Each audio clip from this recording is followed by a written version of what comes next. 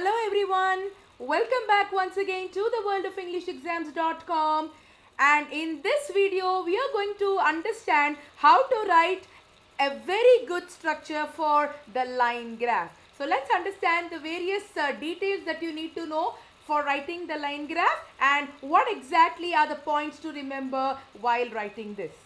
So without any further delay, let's start the video. Okay, so as you can clearly see, the writing task is separate for the academic and the general training test takers. So if you are an academic test taker and if you are taking the academic version of the Ielts, then you need to write a report and an essay.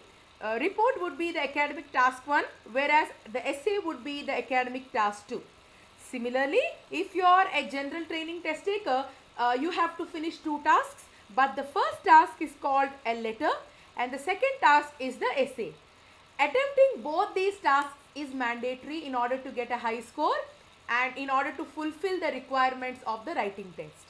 So you would be getting approximately 20 minutes to complete the task 1, whether it is the report or the letter, and you would be getting approximately 40 minutes to finish writing the essay. However, managing the time is up to your wish. So there is no set regulation that you need to complete it within the specific time, provided you're completing both the tasks within 1 hour. And what is the important thing to remember here is that you need to write at least 150 words when you're writing a report or a letter. I would repeat, you have to write at least 150 words when you're writing a report or a letter. And while writing the essay, you should write at least 250 words. There is no upper limit. So now, having understood the basic format of how the academic and the general training tests would look like, let me tell you that this video is particularly for the academic task 1.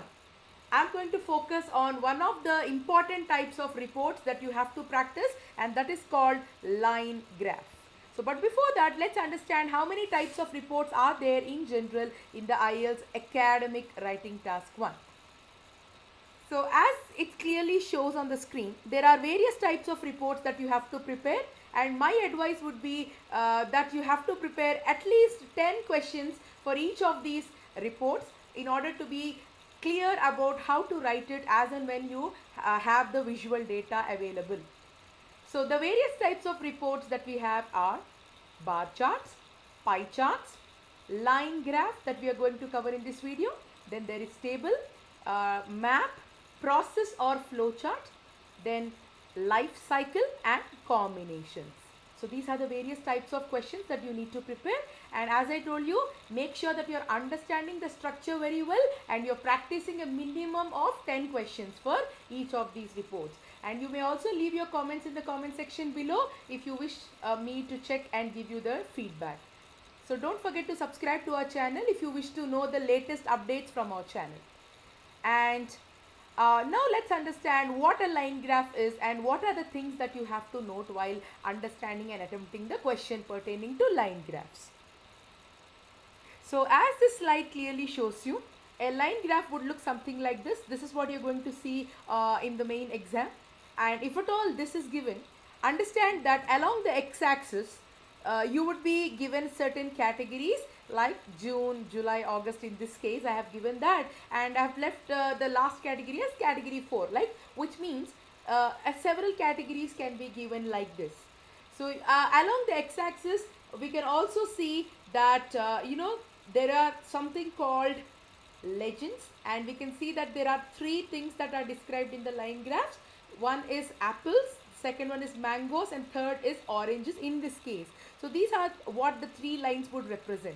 So as you can see, the green line clearly represents the sales or maybe consumption rate of apples, whereas the black line shows the rate at which mangoes are eaten, and the blue line is for oranges.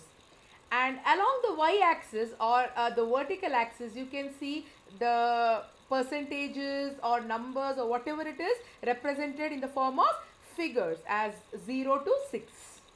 So first and foremost, whenever you see a question for line graph, you need to understand what the lines pertain to. That is point number 1. Again, I am repeating it.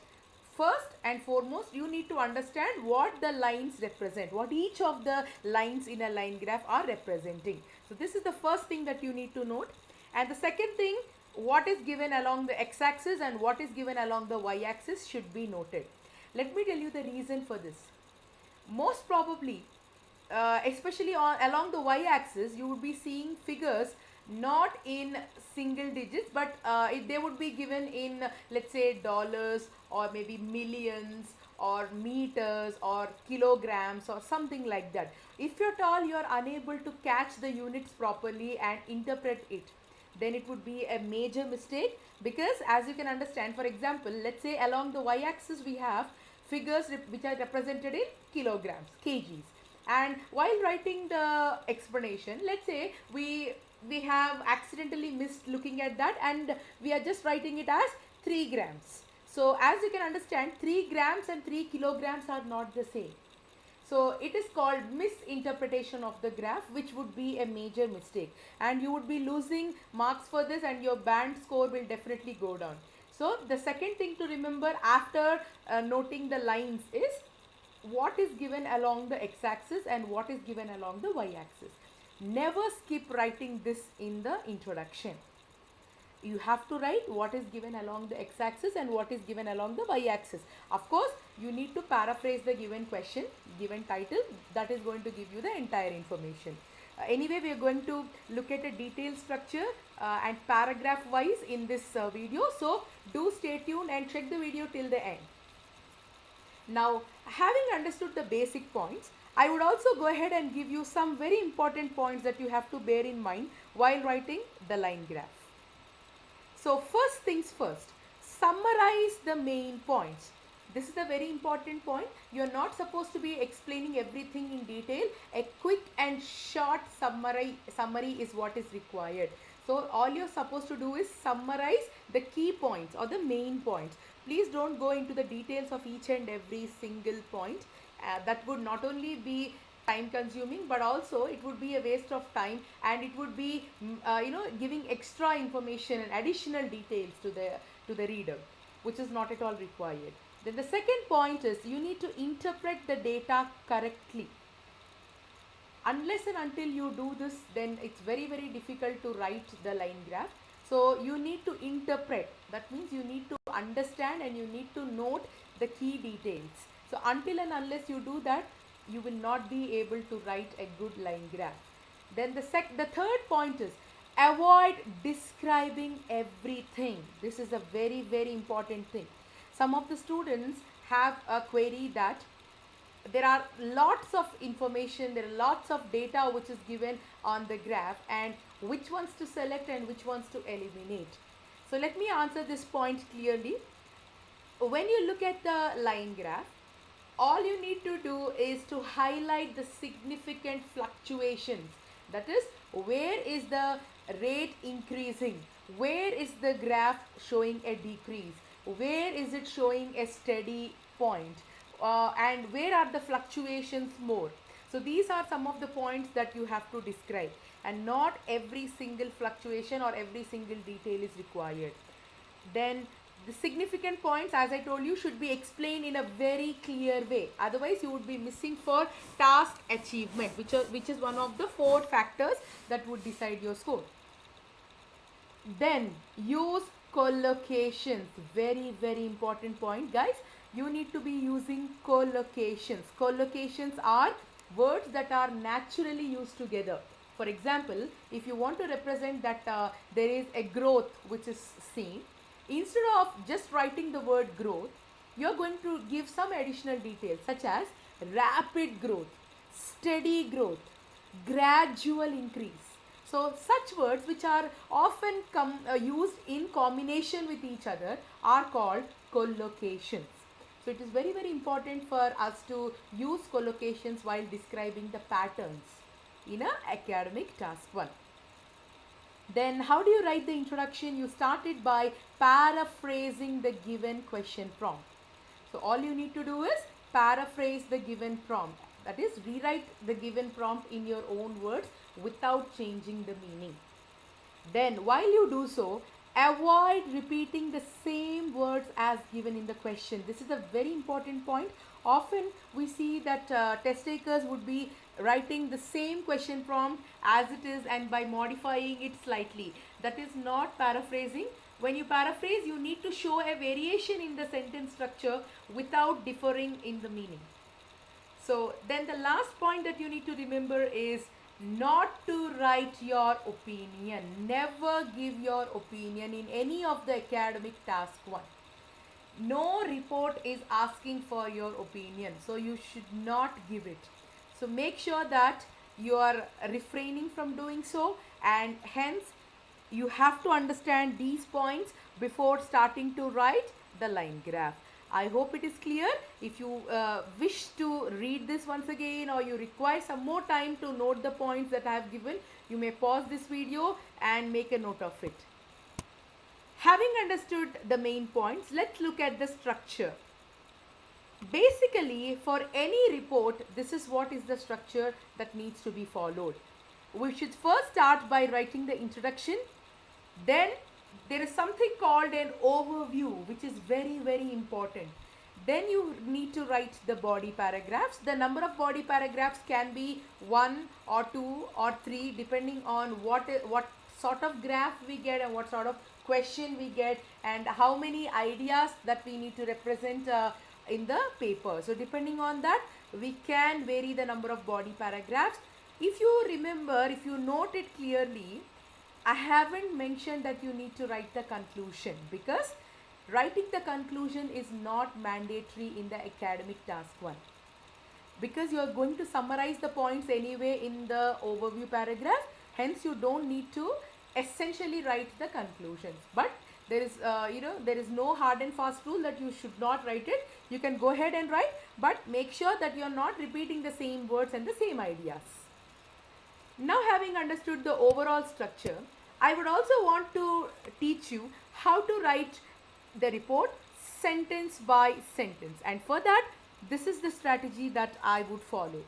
A report would basically contain 3 parts. I'm going to talk about 2 parts on this slide, and in the next few minutes I'm going to talk about how to write the body paragraphs.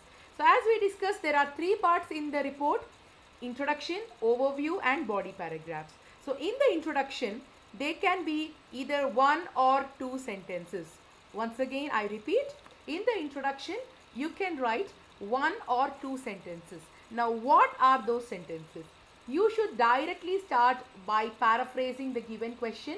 Make sure you're sticking to this basic rule, not to deviate or give any sort of general statements.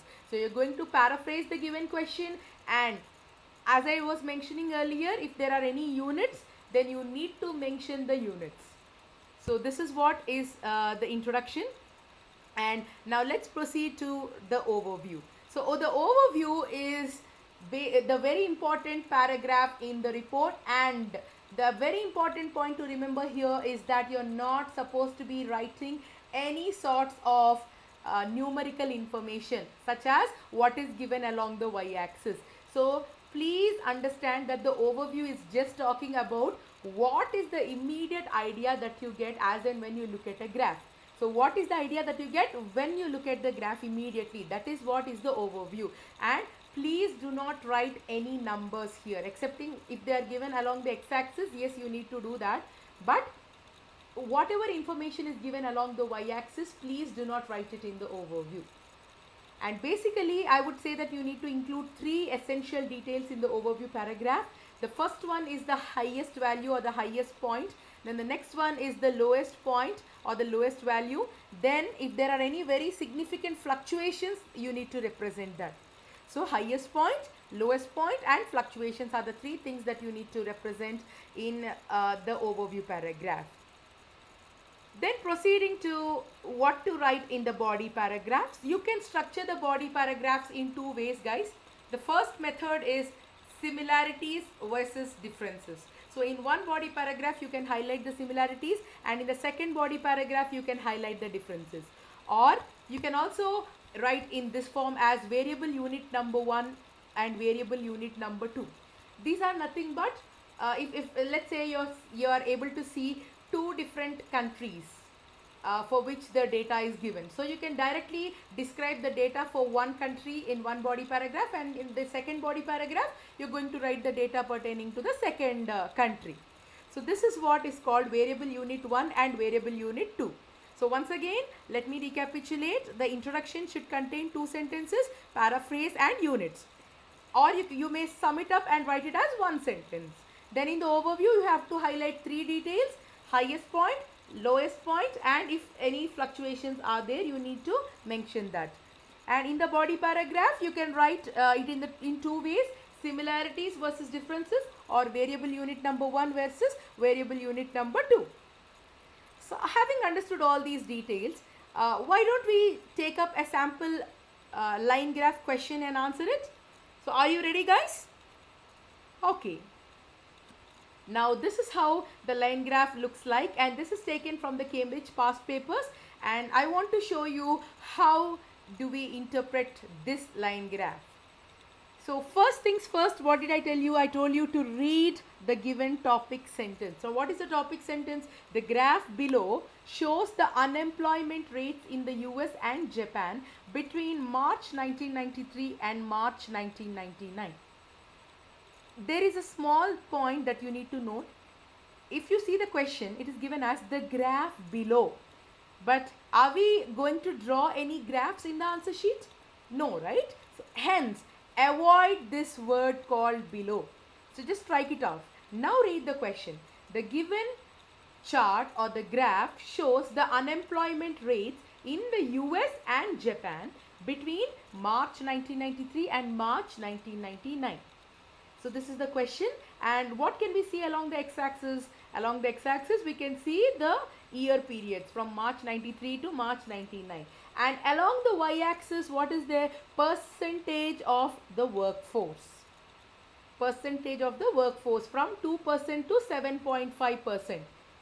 And as we can clearly understand, the unemployment rates for Japan have increased over the years, while the unemployment rates for the US have decreased.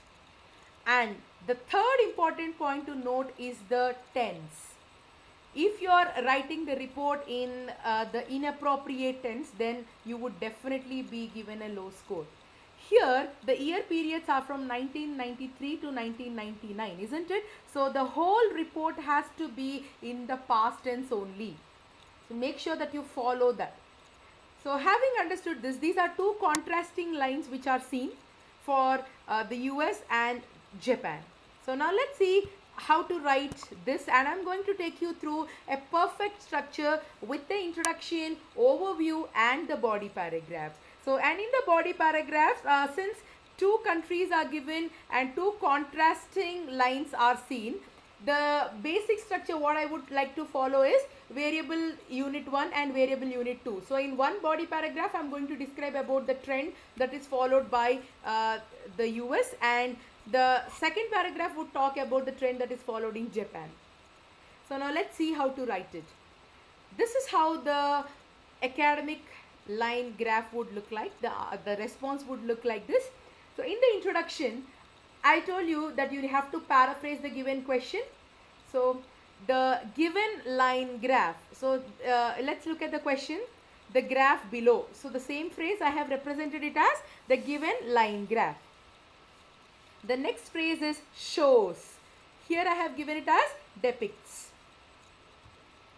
The rates of unemployment are given here, or the unemployment rates in US and Japan. That phrase I have given it as the percentage of the people. See, I have clearly mentioned the units. The percentage of the people who were unemployed in the USA and Japan. Now coming to the next phrase, between March 1993 and March 1999. So I have given it as from March 1993 to March 1999. Now this is how the introduction should look like. Basically it should contain just 1 or 2 sentences. Let's read it once again. The given line graph depicts the percentage of the people who were unemployed in the USA and Japan from March 1993 to March 1999. Now I will give you exactly 2 minutes to write the introduction, and your time starts now. Please grab a pencil and a paper and start writing it. You may also type it in the comment section so that I can check it.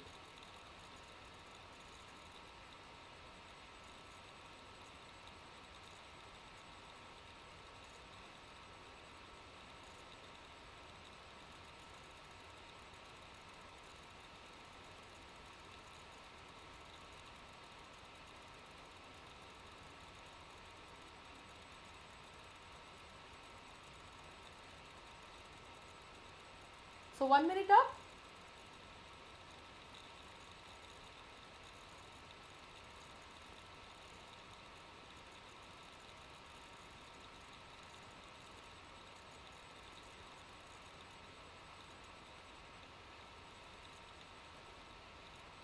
Okay, so I think by now all of you might have written the introduction. Now let's see how to write the overview. So the overview should start with something called overall. Now this is a cohesive linker. This is a linking word that is joining the first paragraph with the second one. Overall, it is clearly evident that from the graph that the rate of unemployed workforce increased in Japan. So what is it showing us?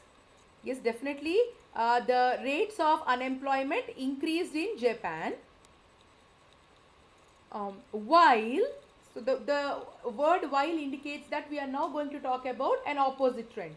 While the proportion of jobless individuals decreased over the years in the US. So have you seen the kind of words that I am using it? So I want you to use the similar kind of words. So instead of repeating the same words that are given in the question, we want to score a good mark for vocabulary or lexical response, lexical resource. So I have clearly indicated in one sentence that the graph is showing two contrasting patterns. One is an increasing trend in the case of Japan, and in the case of the US, the trend is decreasing. Then however, in the year 1999, so we have observed one more thing. What is that? The rates of unemployment are almost the same for both the countries in the year 1999. So in the final year of the study. So that's what I have represented it.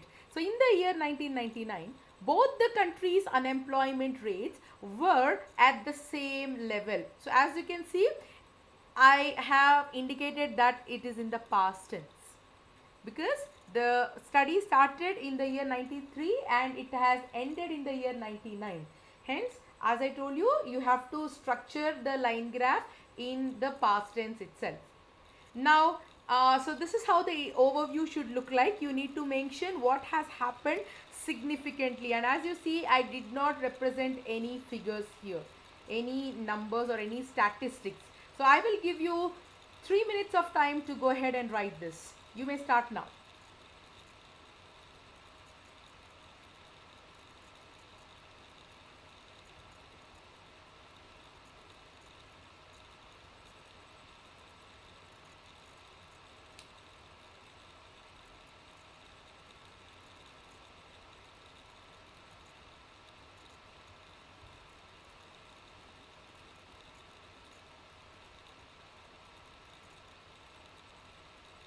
One minute up.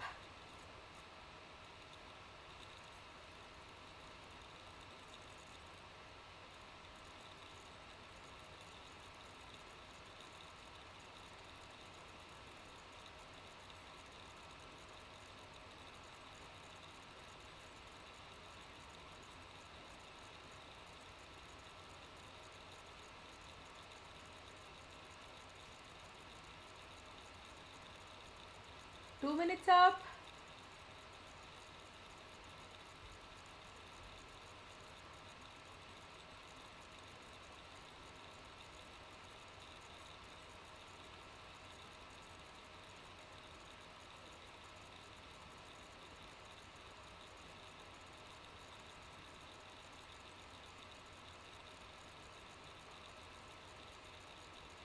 Thirty seconds to go.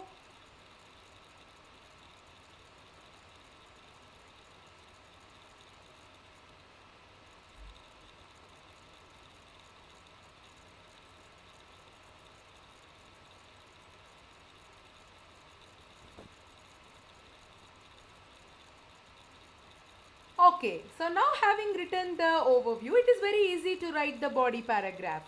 So in the first body paragraph, I am going to show the trend for Japan. So on the one hand, in March 1993, 2.5% of the Japanese workforce were not employed. So clearly you can see that the graph started somewhere at 2.5. Then what happened? Then this figure showed a steady rise. Now this is a collocation. Steady rise despite minor fluctuations till the year 1998. So till the year 1998 you can see that the graph steadily increased. Then what happened? Then in the final year there was a minor dip, and finally the rate was exactly 5%.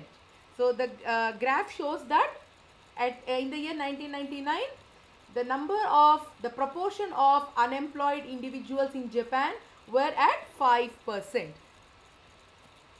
So once again, let's read the body paragraph 1. On the one hand, in March 1993, 2.5% of the Japanese workforce were not employed, and this figure showed a steady rise despite minor fluctuations till the year 1998, when it peaked at slightly more than 5%. In the final year, there was a minor dip, and finally the rate was exactly 5%. Now similar to this, we are going to write the body paragraph 2, that is I am going to describe the rates of unemployment in the USA. So what happened in the USA? It started at 7%, if you can see the dotted line. Then slowly the graph showed some fluctuations and decreased to 5%, exactly 5% by the year 1999. So now let's see how to represent that. On the other hand, in the USA, there was a significant reduction in the percentage of unemployed workforce from 1993 to 1999. In the year 1993, 7% of the Americans were workless. In the subsequent years, the rate dwindled. Dwindled is nothing but diminished, decreased. So the rate dwindled gradually. Again, this is a collocation. The rate dwindled gradually before reaching to 5% in the year 1999. So this is how you have to give it. As you can see, there is no opinion of mine which is stating, I'm not trying to predict anything which is going to happen in the future. So all I need to do is to represent the main points. So now once you write everything together, this is how it looks like. The given line graph depicts the percentage of the people who were unemployed in the USA and Japan from March 1993 to March 1999. This is the introduction. Overall, it is clearly evident from the graph that the rate of unemployed workforce increased in Japan, while the proportion of jobless individuals decreased over the years in the US. However, in the year 1999, both the countries' unemployment rates were at the same level. Now, this is the overview. Then, on the one hand, in the year 1993, 2.5% of the Japanese workforce were not employed, and this figure showed a steady rise despite minor fluctuations till the year 1998, when it peaked at slightly more than 5%. In the final year, there was a minor dip, and finally the rate was at exactly 5%. On the other hand, in the USA, there was a significant reduction in the percentage of unemployed workforce from 1993 to 1999. In the year 1993, 7% of the Americans were workless. In the subsequent years, the rate dwindled gradually before reaching to 5% in the year 1999. So, I hope that this video is really clear in explaining the major points and how to write the line graph. If you have found this video useful, please do leave a huge thumbs up and like this video, share it with all your friends, and don't forget to subscribe to our channel worldofenglishexams.com. And till I see you with the next informative and another very interesting video, happy preparation guys!